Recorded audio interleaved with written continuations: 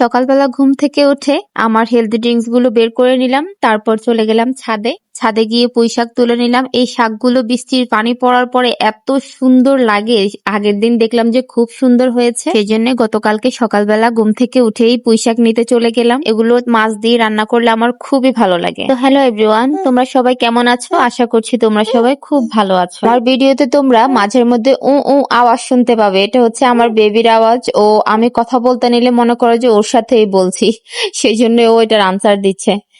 তো পুঁইশাক তোলার পর আমি চলে আসলাম রান্না করার জন্য। ঘুম থেকে উঠে বিকালবেলা চলে গেলাম বাসার সামনে হাঁটতে। এটা হচ্ছে আমাদের বাসার সামনে, এই রাস্তাটা পাকা হচ্ছে। তারপর পাশের বাসার ভাবির ছাদে চলে গেলাম। বিদেশ থেকে একটা তুলসী গাছ এনে লাগিয়েছে সেটা দেখার জন্য, যে এটার আসলে গ্রানটা কেমন হয়। সিমিলারই আমাদের সাথে, আমাদের দেশিগুলো যেমন ওই রকমই মিল।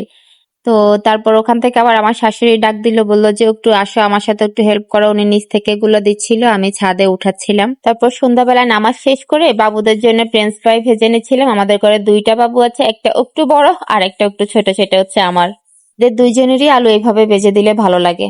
তারপর আমি নিজের জন্য চা বানিয়ে নিলাম। দুধ চা যদিও হেলথের জন্য খুবই খারাপ, কিন্তু আমার এত ভালো লাগে, এত ভালো লাগে, আমার মনে হয় যে ভাত না খাইলেও চলবে যদি এক কাপ দুধ চা পাওয়া যায়। রাতে 10:30 বাজে মনে পড়ছে আব্বু আমাকে 2 দিন আগে মহিষের দুধে দই এনে দিছিল, আমি ডিপে রেখেছি আর মনে নাই।